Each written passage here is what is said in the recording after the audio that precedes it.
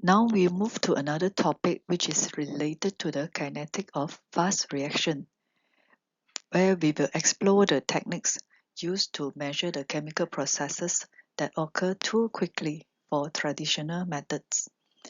A fast reaction is defined as one of the reactions that takes only a millisecond to complete.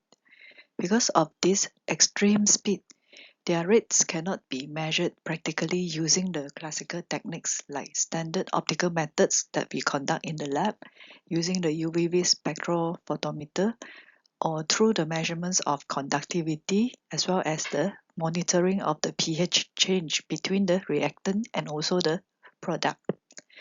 To record these rates, specialized methods are required, which include the flow method, the relaxation method, and also the flash photolysis. In the flow method, reactants are mixed as they flow together into a chamber. The reaction continues to occur as the mixed solution moves through an outlet tube, as the example here. So we have the reactant A and B, which is blue and also the yellow color, and then they will mix at the mixing chamber. After that, the solution will move through this outlet tube. The key principle here is that observing the composition at different positions along the tube, where it is monitored using a movable spectrometer. So the reactions that is occurring throughout this tube at different positions is equivalent to observing the mixture at different times after the initial mixing. Although the flow method is able to monitor the reactions which occur in a very fast manner, but this method required a large volume of the reactant solutions. To spread the reaction across the length of the tube for observation, the flow must be very rapid, which consumes reagents quickly. However, these disadvantages can be avoided by using a stop flow technique. The stop flow technique is designed to study the reaction occurring on millisecond to second time scale, especially for those with the half-life between 1 millisecond to 1 second. In this setup, the reagents are mixed quickly in a small chamber, or we call it as the mixing chamber, that is fitted with a syringe, rather than just let the mixture to flow through the outlet continuously, like in the flow method. Once a steady state is attained, then the flow is stopped. When the syringe plunger, this part here, it hit the stop here. And the concentrations of the reactant or the product is then determined spectrophotometrically as the system approach equilibrium.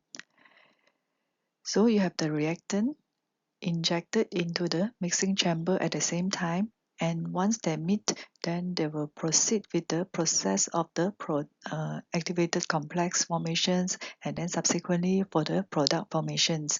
So this will be monitored using a fixed spectrometer where the solutions will be kept in this tube due to the presence of the stopping syringe. So usually the observations commonly can be done using the UV spectrometer, circular dichroism, or the fluorescence emissions. And this method is suitable to study the sample which is small in size, or we just require a small volume of the sample. And it is appropriate for many biological or biochemical reactions which it has been used to study the kinetics of the protein folding and also the enzyme reaction. Next method to monitor the fast reaction is called the relaxation method. The term relaxation refers to the process of a system returning to equilibrium. In the relaxation method, the chemical kinetics, where this method used when an externally applied influence suddenly shift the equilibrium positions and forcing the reaction to adjust to a new conditions. So in the relaxation method, it allows the measurements of rate constant for reversible reaction. There are different techniques that can be applied to perturb the system, such as the temperature jump, pressure jump, or electric field jump. So the change of a sudden in temperature, pressure, or electric field will cause the equilibrium to be shifted. As mentioned earlier, to witness the relaxation time, the system must be disturbed by a sudden external perturbations, and a heating pulse for temperature jump can be delivered via the microwave radiations or by the passage of a brief pulse of electric current to the system. Besides, a rapid change in the pressure can also be achieved by rupturing a diaphragm. After the temperature or the pressure change, the system will relax to its new equilibrium state. So the concentrations of the reactant or the product is also can be monitored spectroscopically or by some other rapid means in order to check whether the system is returning to the equilibrium after the process of perturbations. Temperature jump. A temperature jump acts as a sudden perturbation when the reactants and the product, having reached equilibrium at one temperature, are forced to achieve a new equilibrium at different temperature. We then measure the time required to reach this new concentration. If you consider a system comprising A and B, where they will achieve equilibrium, and if this is an endothermic reactions from A to B, where the rate constant is Kf for the formations of the B, and the B will reverse back to A with the rate constant of Kr. And if this reaction is achieve equilibrium concentrations at temperature T1, then suddenly the temperature of the reaction is lower to T2. According to the principle of this Le Chatelier, the system will try to remain the temperature or to achieve the equilibrium again at this temperature T2. So what happens is that the B product will reverse back to the A reactant in order to release energy to the system. So they will try to achieve a new equilibrium. And this new equilibrium will have the concentrations of the reactant A given the labeling of A equilibrium 2, so they achieve a new equilibrium at temperature 2, and what is the respective concentrations as well as the equilibrium concentrations for B at the temperature of T2, meaning that after the process of perturbations. And during the transition time from the first equilibrium state to the second equilibrium state, the instantaneous concentrations of A can be found out, where the instantaneous concentrations of A for the reactant equals to the concentrations of B at the equilibrium 1 minus the instantaneous concentrations of B after the perturbations. The rate law for this reversible reaction is expressed in these expressions where we have the dB dt equals to Kf concentrations A minus Kr multiply concentrations B. So next step is we substitute the instantaneous concentrations A, which has been derived in the previous slide, into these expressions here. So we have the dB dt in terms of concentrations for the product B. Next is that we factor the rate constant, which has the same instantaneous concentrations for the B. At equilibrium, the rate change of the product formations is equals to 0, so we can rewrite the concentrations of the product B in terms of concentration B bracket subscript EQ equilibrium at the conditions of 2, where it is referring to the T2 after the process of perturbations. So we can now rewrite the dB dt equals to 0 for the expressions that we have derived just now. And then we do some rearrangement. We will get this piece which is equal to this one, and this one we move to the other side. And B is substitute with the B equilibrium at temperature 2. So the dB dt now will become Kf plus Kr multiply the concentrations of B equilibrium 2 after we substitute the Kf B equilibrium which we have deduced just now, okay, from the slide before this, which is this part. We substitute it with these expressions into the rate law, and then minus, just copy this part here. So next step is to rearrange the variable with concentrations of B on one side and the time on the other side, followed by the integrations. So when we integrate 1 over B equilibrium 2 minus B dB, you will get ln. So you will have a negative ln, and you integrate dt, you will get the constant T plus C. And we can transform the ln into the exponential factor and look for what is the integration constant C. At T equals to 0, the concentrations of the B, or the instantaneous concentrations of the B, is equals to the concentrations of the B at equilibrium 1. At T0 is referring to the time when the moment that the perturbations is applied. So at that moment, the concentrations of the B is the concentrations at equilibrium, while the temperature is at T1. So you have T0 equals to this, and substitute into the equations here, you will be able to find out the C, the integration constant, which is this piece of expressions.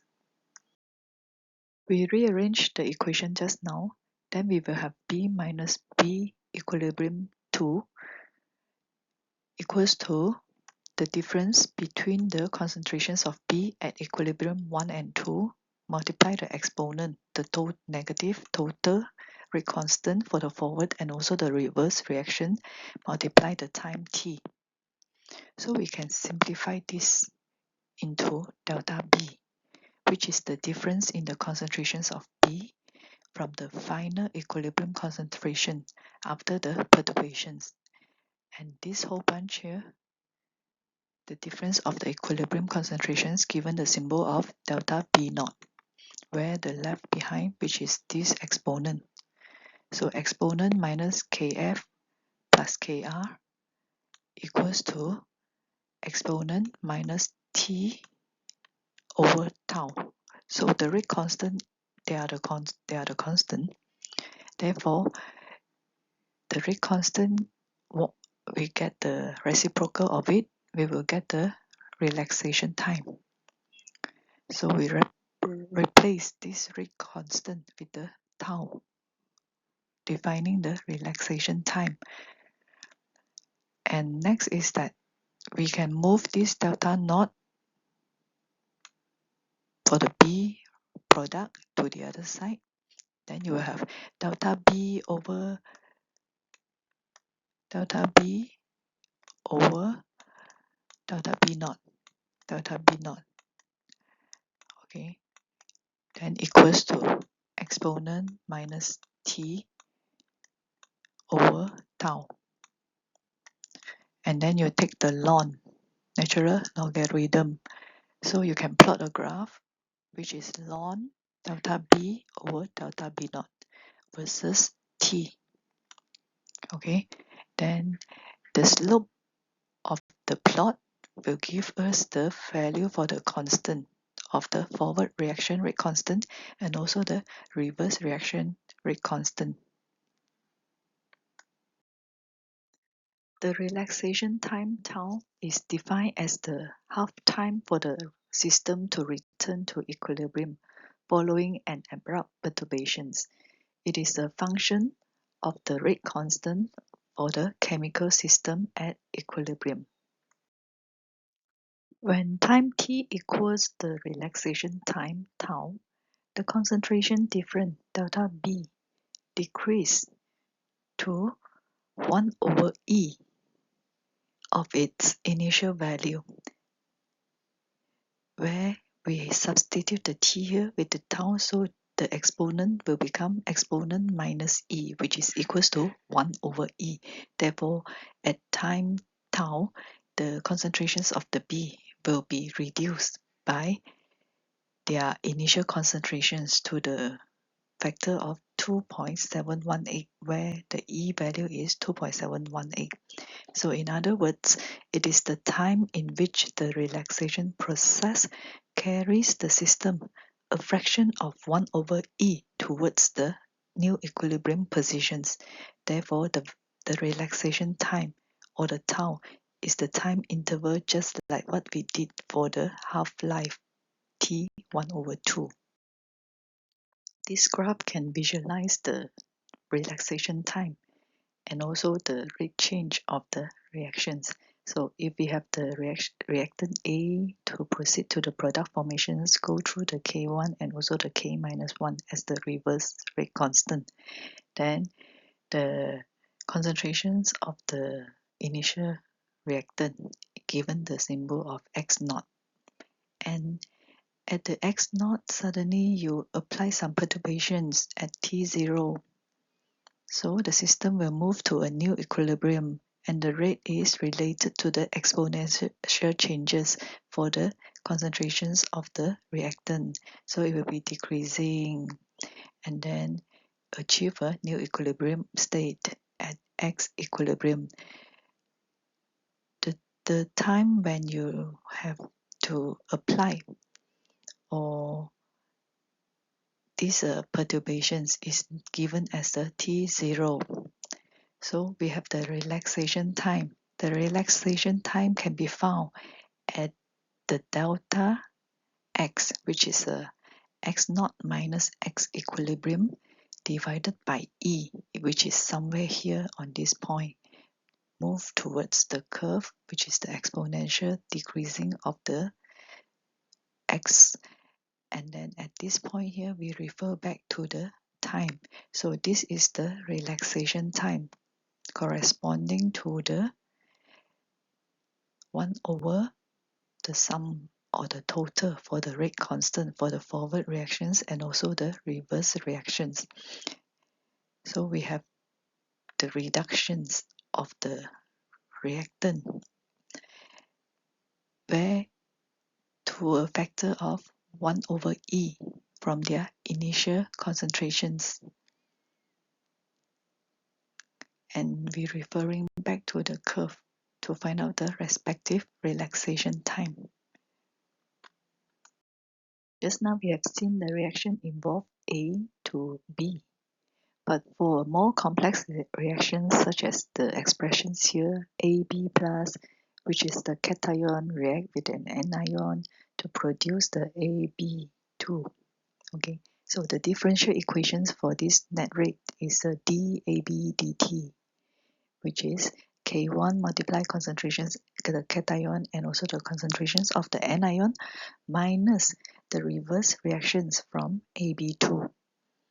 And at equilibrium, the rate change of the product, which is the AB2, is equals to 0, while the instantaneous concentrations for each of these reactants and also the products is given here.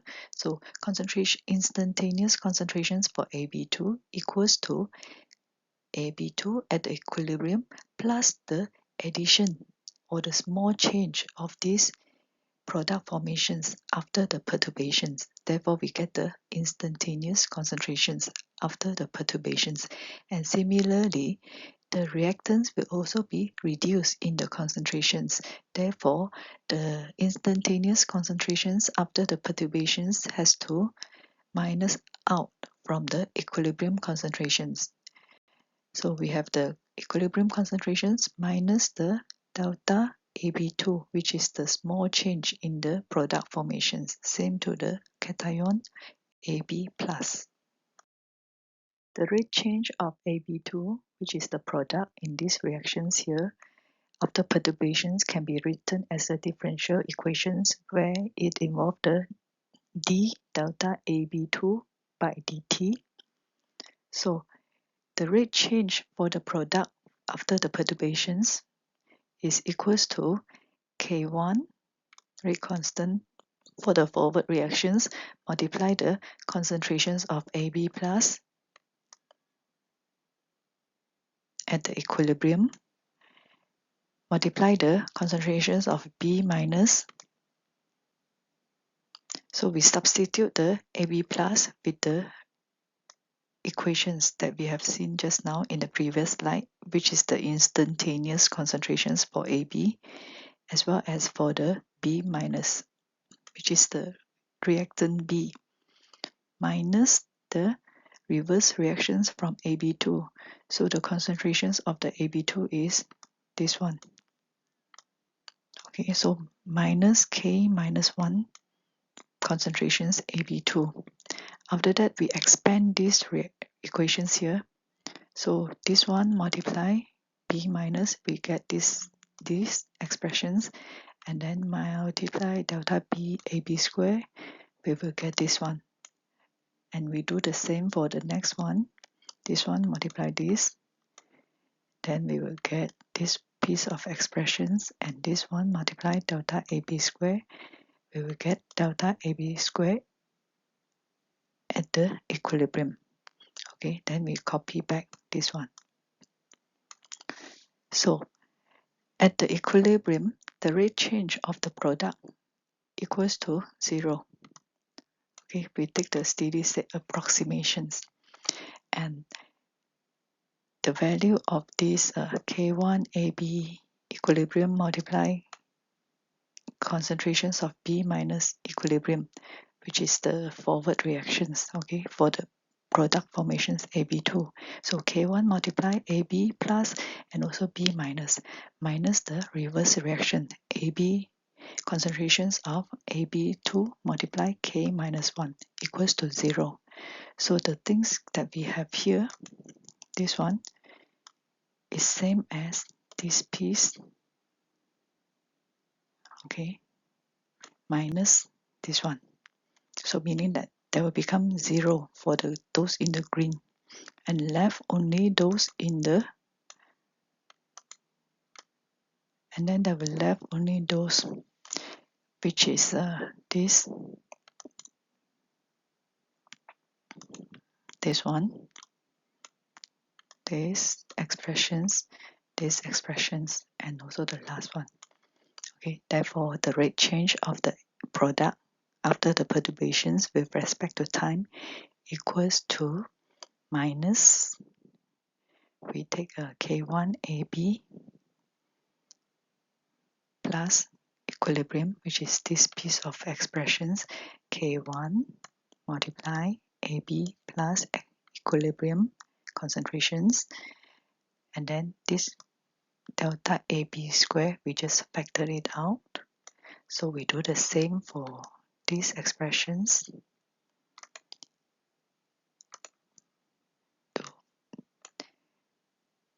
And also these expressions.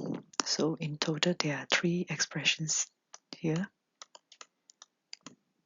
while delta AB square, due to the small changes of the AB2 product formations, so this one is approximate to 0. And the rate change can be simplified into negative L delta AB2, where the L will represent the constant here, or the constant, and also the equilibrium concentrations of AB and also the B minus, which are the reactants. The next step is to continue with the integrations to find out the concentrations relations with the time. So by having this as a constant, given the labeling of L, then we can simplify the process of integrations by arrange the same parameter on one side, which involve the concentrations, and the T on the other side. Now we integrate the concentrations with respect to the product from time t0 to t time t. So we integrate 1 over delta, the rate, the small changes of the concentrations for the product formations after the perturbations. Integrate 1 over, for example, this is the x, so we get the ln x. Therefore, integrate 1t, 1, then we will get t. After the integration, we comes to these equations. The changes or the difference between the concentrations after perturbations from time t to the initial time 0 before the perturbations, the changes for the product is equals to negative LT. L is the constant. So we can do some rearrangement, and then we get the ln for the ratio of the concentrations of AB equals to negative LT. We transform the ln into the exponential functions. So now we have the exponent negative LT equals to the ratio of the concentrations for the product at time t to the time 0.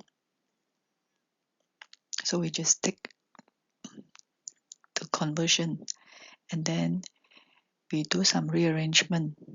Okay, transform this delta AB2 at time t equals to delta AB square 0 at exponent minus LT, and compare with these equations. X equals to x naught exponent minus t over tau. So what do we get is that minus 1 over tau is equals to the constant. So the relaxation time is related to the constant L. So now what is the constant L?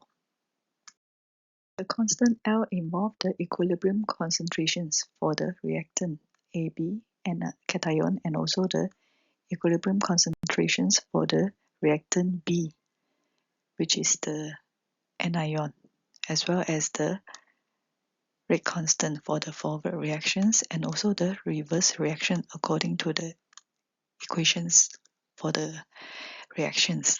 So this equals to negative 1 over tau. Then the relaxation time for this reaction is equals to 1 over this piece of expressions. Overall, the rate constant of a reversible reaction can be determined by using the relaxation method, just like what you have seen in the graph just now. And we have to take note that the relaxation time, tau, it will be different for different kind of reaction. For the reaction involve A and B that we have seen just now is much more simpler compared to this kind of reaction. So each of the reaction type, it has its respective equations to determine the tau. We can further refine these equations by incorporating the equilibrium constant and the percent of dissociations of the product. So this will allow us to calculate the relaxation time, tau, even when some individual concentrations are difficult to measure directly. Just now we have derived these equations, and if the concentrations of the reactant at equilibrium are the same, so these two can be reduced to 2 multiply the concentrations of AB, and the concentrations of the product at equilibrium is equals to the respective equilibrium concentrations minus out if there is any changes or the dissociations occur, with the percent of dissociations equals to the alpha. And we can incorporate this equilibrium constant into the equations. So we have the product divided by the reactant. Reactant have the same concentrations. So similar to the conditions when they are at the equilibrium. From the equilibrium constant, we derive these equations, and then we rearrange to find out the equations for the equilibrium concentrations for the product square. So it will become this piece of expressions, and then we do the square root just to remove this square. Then we get this one. And before that, we also have seen that the 1 over tau is equals to these expressions, whereby the AB plus and also the B minus, which are the reactant, they have the same concentrations. So it is equals to the concentrations of the product at equilibrium. Therefore, 1 over tau equals to K minus 1, the rate constant for the reverse reactions, plus 2 times the forward reaction rate constant multiply the concentrations of the reactant AB, which is the cation at equilibrium. Then we can substitute this AB plus with the respective expressions here into the equations to obtain this one. Now the equations for the relaxation time 1 over tau is changed to the equations in the linear form. So we can plot 1 over tau versus square root of AB2, which is the product. Then you will get a straight line where you will get the rate constant for the reverse reactions from their intercept, and also the respective rate constant for the slope from this linear plot. Given here an example to calculate the relaxation time for the reactions of a cation react with an anion to form the molecule AB at the temperature jump to the final temperature of 400 Kelvin. So the solutions was initially prepared by 0.02 moles of AB to water, maintaining total volume of 1 liter. And both forward and backward reactions are the first order, with the rate constant K1 and K2 are given here at 400 Kelvin. So you have to calculate what is the relaxation time. With the information given, then we can solve the problem by applying this formula for the relaxation time that involve the reactions between the two species to give us one product. In fact, in this example here, it involved the dissociations of the AB into the respective ions. So the relaxation time, we applied this formula, and we were also given the rate constant for the forward reactions and also the reverse reactions. So the next thing we need to determine is the concentrations of the species A and also the B at the equilibrium. By having the rate constant for the forward reactions and also the reverse reaction, we will be able to determine the equilibrium constant. We can calculate the equilibrium constant as 1.6 times 10 to the power 4. Then next we have to find out what are the respective A and also the B at the equilibrium. So their concentrations can be determined where initially the species of A and B are 0, but in the solutions that prepare AB and mixed with 1 liter of water. So 0.02 molar of AB was prepared, and at the equilibrium, AB will be dissociated to the respective ions. So the concentrations of A needs to minus the concentrations of the respective ions that are formed for the A and also the B, which is represented as X. Therefore, you have the equilibrium constant Kc equals to A minus X divided by X times X. So A is equals to 0.02, and when you solve these equations, you will get the value for the X. So X is the concentrations for the species cation and also the anion, which are given by this value here.